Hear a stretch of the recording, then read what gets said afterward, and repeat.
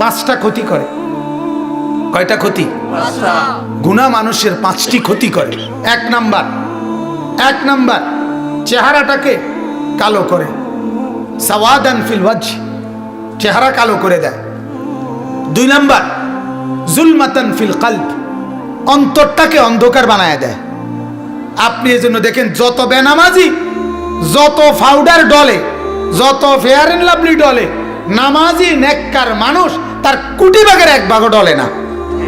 এরপরেও যেই কোনো পৃথিবীর বিবেচনায়, যেই কোনো গবেষণায়, যেই কোনো মেশিন, একেবারে করোনা চেক করে যেই মেশিন, এটা দিয়েও যদি পরীক্ষা করে দেখা যাবে নামাজি লোকের চেহারা সুন্দর, বেনামাজির চেহারা নিকৃষ্ট। এটা একবারে চ্যালেঞ্জ করলাম, চ্যালেঞ্জ। পর্দানশীল নারীর সৌন্দর্য আর পৃথিবীর বিশ্ব সুন্দরী যে বুড়ি বুড়ি ব্যাটকাইয়া রয়েছে, এ বুড়ির ব্যাটকা নিয়ে যা, কথা বলেন না, এ যা ব্যাটকাই রয়েছে। কিন্তু পর্দানশীল নারীর সৌন্দর্য কোটি গুণ বেশি, কোটি গুণ বেশি। সাওয়াদান ফিল ওয়াজহ, চেহারা কালো হয়ে যায় নাফরমানের, গুনাহ চেহারা কালো করে দেয়। জুলমাতান ফিল কলব, অন্তরটাকে অন্ধকার বানায় দেয়। অন্তরের মধ্যে কোনো আলো থাকে না, এজন্য কারো প্রতি দয়া মায়া থাকে না। আর যদি সবকিছুর মধ্যে স্বার্থ, সবকিছুর মধ্যে স্বার্থ, আমার লাভ কি, আমার লাভ কি, আমার লাভ কি, আমার লাভ কি, আঁশ দিতে হলো আমার লাভ কি। আপনি যে আমারে বললেন রিসিপশনে বৈশা আঁশ দিয়ে থাকতাম, লাভ কি? কইয়া দিছে কোম্পানি, আঁশ দিয়ে থাকবা বেতন বাড়ব, যত ব্যাটকাইবা তত বেতন। কথা বুঝেন নাই? এই লাভ কি? তাহলে অন্তর অন্ধকার। 3 নাম্বার হলো ওয়াহানান ফিল বাদান, এইটা বলতেছিলাম।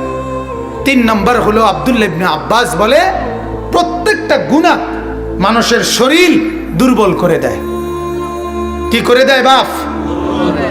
দুর্বল করে দেয়, দুর্বল করে দেয়।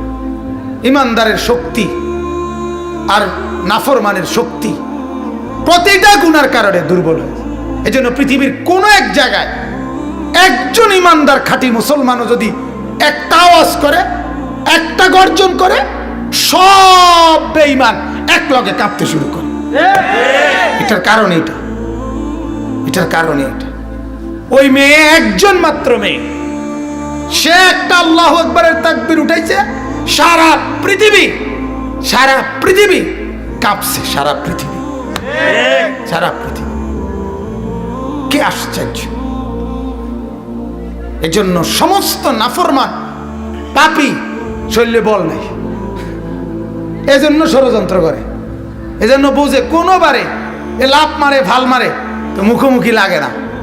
1450 বছরের ভিতরে মুসলমানদের ইতিহাস এটাই। মুসলমানদের সাথে যত জায়গায় যত বেঈমান যুদ্ধ করছে, এই 1500 বছরে শেষ পর্যন্ত বিজয় মুসলমানদেরই হয়েছে। কোনোখানে মুসলমান চূড়ান্ত ভাবে নিশ্চিহ্ন হয় নাই, কোথাও না, কোথাও না। বলেন আলহামদুলিল্লাহ। এজন্য প্রত্যেকটা পাপ, যেই নাফরমান তার শরীরে বল থাকে না, দুর্বল হয়ে যায়। আর 4 নাম্বার হলো দাইকান ফির রিজক, রিজিক সংকীর্ণ হয়ে যায়। 4 নাম্বার ক্ষতি কি? রিজিক সংকীর্ণ, অর্থাৎ খানা খাদ্যের সবকিছুর মধ্যে বিধি নিষেধ আইসা পড়ে। সবকিছুর মধ্যে লক্ষ কোটি কোটি টাকার মালিক, রাজপ্রাসাদ, বিল্ডিং, দালান, টেবিল ভরা খাবার দারোয়ানে খায়, কাজের মহিলা খায়, গাড়ির ড্রাইভার খায়, সারে শুধু ভেজিটেবল খায়। জীবনটা সংকীর্ণ হয়ে যায়, অস্থিরতা, পেরেশানি কাজ করে, শান্তি বলতে দিলের মধ্যে থাকে না, থাকে না। আপনার কোটি কোটি টাকার মালিক, কিন্তু খবর নিলে কানে কানে যদি জিঙ্গান, এটি সব আমনি করবো না, কা ব্যাংকের ব্যাংকের ব্যাংকের ব্যাংকের উনি যে আইস দেয়, ব্যাংকের তে লোনে আসে, লোনের টাকায় আসে। ওনার যে বদনাটা, এটাও লোনের উপরে, আলাদা নাম লেখে না। আরে যেই পরিমাণ লোন নেয় ওনার মূল ক্যাপিটাল থেকে লোন বেশি, ওনার পুঁজির থেকে লোন বেশি। তাইলে বুঝাইতে গেলে ওনার সবকিছু কিসের উপরে? লোনের। 900 কোটি টাকা লোন, আমার কাছে দোয়া চাইছে। 900 কোটি টাকা ভদ্রলোক, ঢাকার শিল্পপতি, লোন দোয়া চাইছে আমার কাছে, দোয়া করতাম। আমি বলছি, আমি হাসতে হাসতে বলছি, না ভাইয়া, আমার পক্ষে 900 কোটি টাকার দোয়া করা সম্ভব না। এটা দোয়াও লাগবো হেরুম জাতের হুজুর দিয়া, আমার মতো এত দুর্বল হুজুর দিয়া 900 কোটি টাকার দোয়া, বাপরে বাপ। আমি 20-50 টাকার দোয়া করতাম ভারী বেশিতে বেশি, কিন্তু 900 কোটি টাকার দোয়া করতে আরো বড় হুজুর লাগবে। সেদিন একজনে কইছি, আর হুজুর দেওয়ানবাগি দিতে হইলে ভালো আছে, ওরে দিয়ে করতে হইলে ভালো ছিল দোয়াটা, বেড়া লাসে গোসে বেশি আছিল। বলেন নাউজুবিল্লাহ। তাইলে শান্তি নাই, দাইকান ফির রিজক, রিজিক কমে যায়, সংকীর্ণ হয়ে যায় জীবন জীবিকা। ওমান আরাদা আন যিকরি ফাইন্না লাহু মাঈশাতান দানকা, দনকা। আল্লাহ কোরআনে বলে, আমার স্মরণ থেকে যে বিমুখ হয়, আমার স্মরণ থেকে যে বিমুখ হয়, আমাকে ডাকার যার সুযোগ মিলে না, আমার সিজদার সুযোগ যার মিলে না, আমি সে মেহনত তো করে, দৌড়াদৌড়ি দৌড়ঝাপ্ত করে, সারাদিন পরিশ্রম তো করে, কিন্তু অভাব দূর হয় না। আমি তার জীবন সংকীর্ণ করে দেই। কেবল পেরেশানি আর পেরেশানি, অস্থিরতা আর অস্থিরতা, স্বস্তি মিলে না, অভাব শেষ হয় না। মূল কারণ নাফরমান তোর সেজদা নাই। এজন্য আল্লাহর ওয়াদা, তুই যুদ্ধ করছিস আমার লগে, আর আমার লগে যুদ্ধ করে তুই শান্তি থাকবি কেমনে? ভাবলি ডাকাত কেমনে থাকবি? হ্যাঁ, সুখ কেমনে মিলবে? পৃথিবীর নেককার একজন মাত্র মহিলাকে বিবাহ করে মৃত্যু পর্যন্ত সে তাকে দেখেই জীবন কাটায় ফেলে, তার সুখেই তার সুখ হয়ে যায়। আর তুই নাফরমান, হাজার লক্ষ বেড়ি দেখবার পরেও তোর সুখ শেষ হয় না। তুই কি সুখে আছো? তুই কও, কথা বোঝেন নাই আপনি? তোর উপরে যে আল্লাহর লানত, এটাই তো বড় লানত। তুই কাউরে দেখে তোর তৃপ্ত হয় না, এজন্য তুই সারাক্ষণই বেড়ি দেখো, সারাক্ষণই বেড়ি দেখো। নেককার তার একজন বিবাহিত স্ত্রীকে দেখেই মৃত্যু পর্যন্ত সুখ পায়। এটা নিয়ামত, এটা নিয়ামত, এটা সুখ, এটাই আনন্দ, এটাই তৃপ্তি। ফাইন্না লাহু মাঈশাতান দানকা। আল্লাহ বলেন, আমার থেকে বিমুখ হবা, আমি তোমার জীবন সংকীর্ণ করে দেব। ওয়া নাহশুরুহু ইয়াওমাল কিয়ামাতি আ'মা। আর কিয়ামতের দিন আমি আল্লাহ তোমাকে অন্ধ করে তুলব, অন্ধ অন্ধ। ক্বালা রাব্বি লিমা হাশারতানি আ'মা ওয়া ক্বাদ কুনতু বাসীরা। নাফরমান তখন আল্লাহকে বলবে, আল্লাহ, আমি তো দুনিয়ায় চক্ষুওয়ালা ছিলাম, আমি তো দুনিয়া দেখতাম, আমার যেদ্দুর পুরা মনে আছে মাওলা, আমি তো দুনিয়া পুরাই দেখতাম। আজ হাসরের মাঠে আমাকে কেমনে এটা দাঁড় করাইলেন? আমি যে মাওলা কিছুই দেখতে পাচ্ছি না, আমাকে কেন অন্ধ বানিয়ে দিলেন? দুনিয়ার 60 বছরে তো আমি অন্ধ ছিলাম না। আল্লাহ বলেন, না নাফরমান, তুই মূলত অন্ধই ছিলি। তুই যা দেখতি সেটা তো আমাকে দেখো নাই, আমার কোরআন দেখো নাই, আমার মসজিদ দেখো নাই, আমার দ্বীনকে দেখো নাই। তুই তো মূলত নাফরমানি দেখতি। আসলে তুই অন্ধই ছিলি। যে চোখ আমি মাওলাকে দেখে না, এই চোখ মূলত অন্ধই হয়। যেই কান আমি মাওলাকে শুনে না, ওই কান মূলত বধিরই হয়, বয়রাই হয়। যেই দিমাগ আমি আল্লাহকে ভাবে না, ওই দিমাগ মূলত মাতালি হয়, ওই দিমাগে কিছু নাই। যেই দিমাগে আল্লাহ নাই, ওই জবান মূলত নাই। যেই জবানে আল্লাহ নাই, ওই কান মূলত নাই।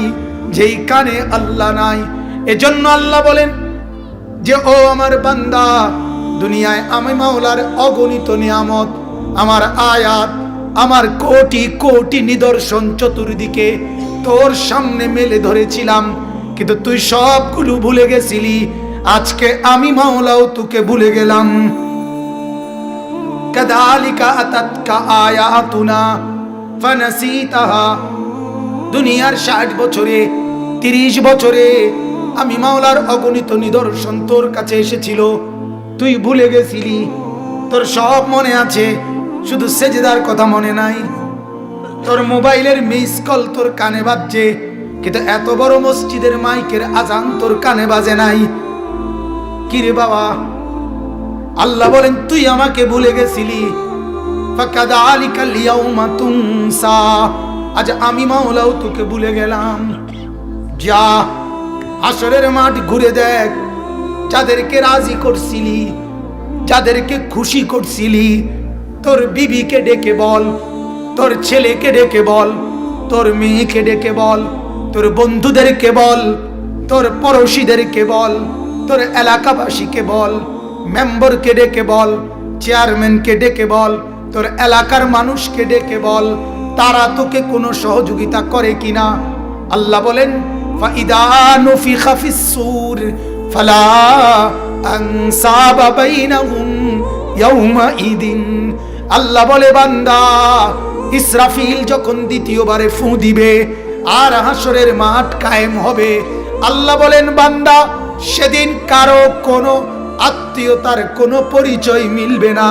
মা তার সন্তানকে চিনবে না, সন্তান তার মাকে চিনবে না, ছেলে তার মেয়েকে চিনবে না, পুরুষ নারীকে চিনবে না, ভাই বোনকে চিনবে না, কেউ কাউকে চিনবে না।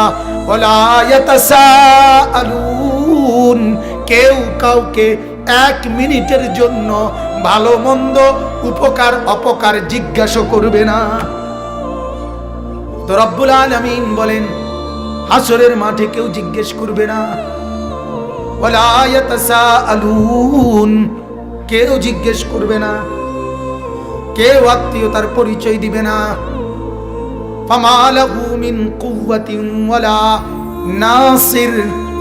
আল্লাহ বলে হাসরের ময়দানে তুমি যে এক জায়গা থেকে আরেক জায়গায় গিয়ে নিজের পানিটুকু আনবা, নিজের একটা জরুরত পূরণ করবা, আল্লাহ বলে বান্দা এই শক্তিটুকুও পাবা না। ওয়ালা নাসির, আবার কাউকে যে বলবা ভাই 1 গ্লাস পানি দেন, ওই রকম একজন সহায়তাকারীও পাবা না। না তোমার শরীরে শক্তি থাকবে, না তোমার জন্য কোনো সহযোগিতাকারী মিলবে। এজন্য বন্ধু ভাবো, ওরা ভাবুক দোকান নিয়ে, আমরা ভাবি আখিরাত নিয়ে। কি বলেন? ভাবো, আমিও ভাবি, আপনারাও ভাবেন, আমিও ফিকির করি, আপনারাও ফিকির করেন। ফান্তাযিরু ইন্নী মাআকুম মিনাল মুনতাযিরিন। আপনারাও অপেক্ষা করেন, আমরাও অপেক্ষা করছি, আমরাও অপেক্ষা করছি, আমরাও ভাবতেছি। আল্লাহ আমাদেরকে বুঝার তৌফিক দান করুন। তাহলে 1 নাম্বার কথা হলো, 4টা হইল। 1 নাম্বার চেহারা কালো হয়, মনে আসেনি? 2 নাম্বার দিল অন্ধকার হয়, 3 নাম্বার শরীরে শক্তি কমে যায়, 4 নাম্বার রিজিক সংকীর্ণ হয়ে যায়, 5 নাম্বার বুগদাতান ফি কুলুবিল খালক, মানুষের অন্তরে ঘৃণা তৈরি হয়।